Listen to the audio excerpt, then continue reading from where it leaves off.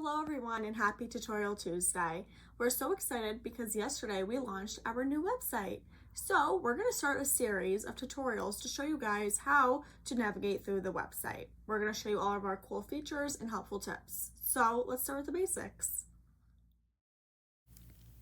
For starters, you can still find us at the same URL at clintonsavings.com. How easy to remember is that, right?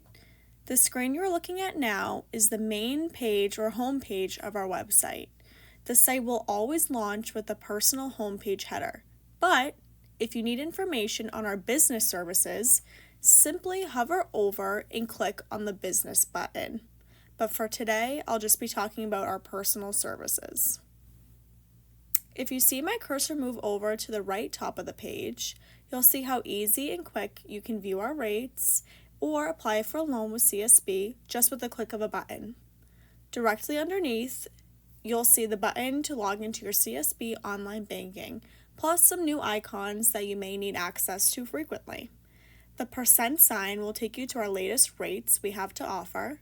The phone icon is a way to contact us. The location button will take you to a listing, phone numbers and directions to all of our 7 branches.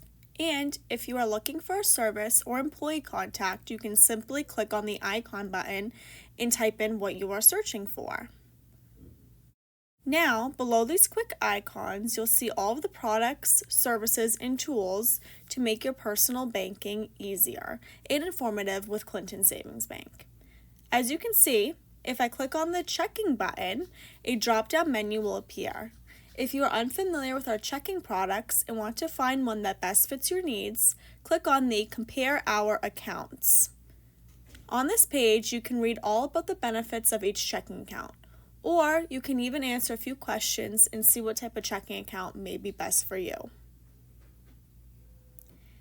And don't forget, if you ever need to go back to the page where you were previously viewing, you can click the back button, or if you want to get back to the home page, just click on our logo.